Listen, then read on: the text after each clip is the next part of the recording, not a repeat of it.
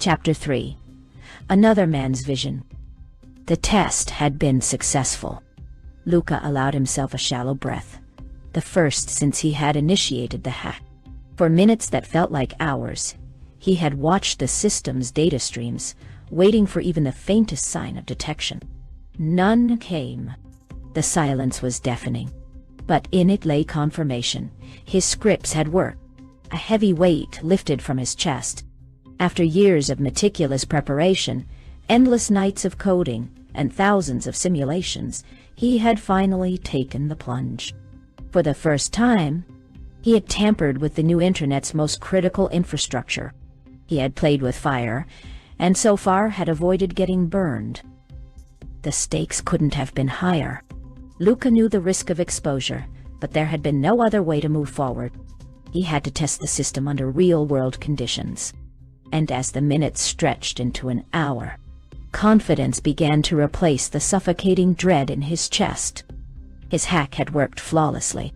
Hours would pass before the system would finally recognize the dead body of Allison. The world around her saw no corpse, no blood, no sign of violence. Only a lush field of vibrant red roses spreading across her front lawn, masking the horror beneath. Pedestrians strolled past without a second glance, immersed in their custom realities, their AR filters painting the scene in serene, picturesque beauty. Even the garbage man, who also doubled as the neighborhood landscaper, failed to notice anything unusual.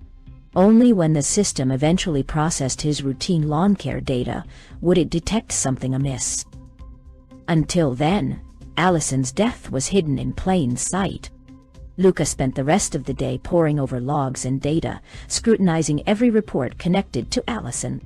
Each parameter, every response from the central AI, had to be perfect. His scripts had performed as intended, masking her vital signs and rerouting them into a plausible narrative. The system registered Allison as bedridden, with a common flu, just sick enough to avoid suspicion but not so ill as to require external intervention.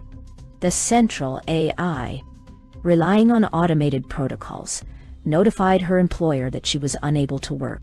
No alarms, no questions. The real triumph, however, lay in the script that had allowed him to mask the danger alert. It was the cornerstone of his operation, an exploit he had discovered deep within the system's code. The exploit allowed him to intercept warning signals and reroute them through his own script, transforming critical alerts into benign, everyday occurrences. The danger situation at Allison's house had been rendered into something so mundane that even the system, with its near-omniscient reach, had dismissed it without hesitation. The filtering worked seamlessly.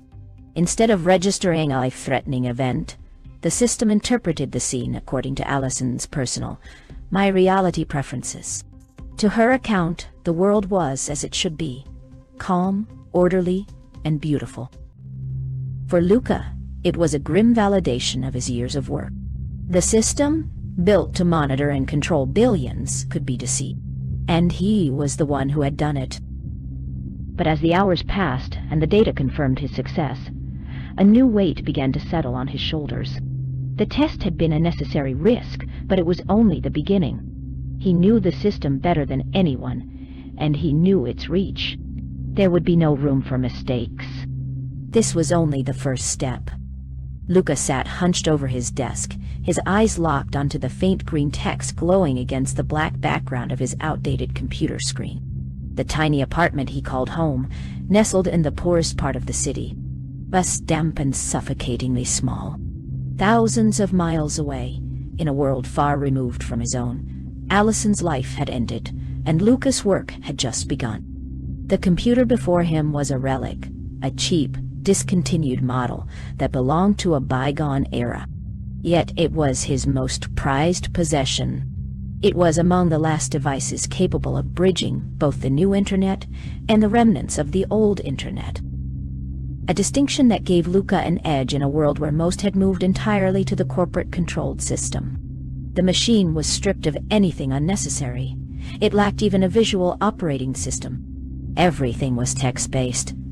lines of green text scrolling across the screen like whispers from a forgotten past.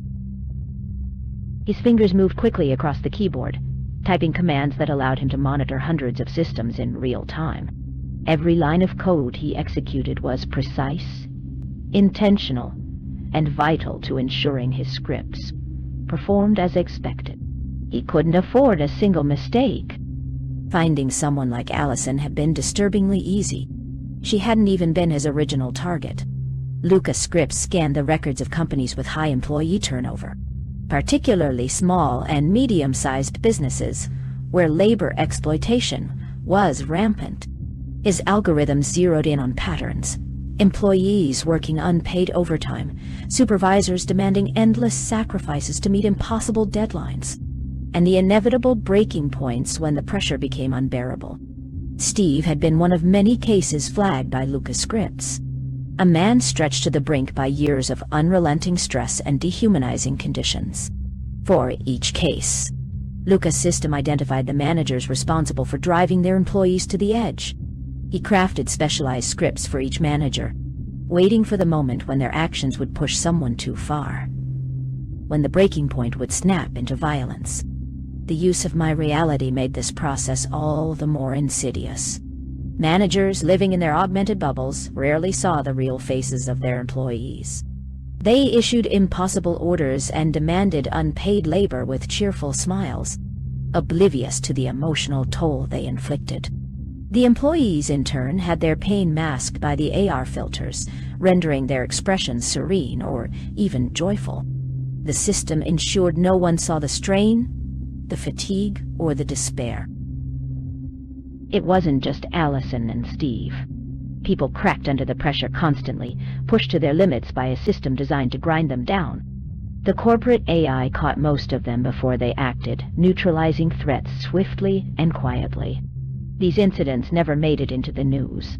The world remained a happy, happy place, or so the façade insisted. But Allison's death was different.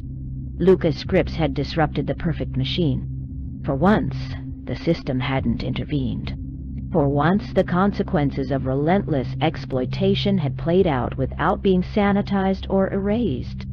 And Luca wasn't finished.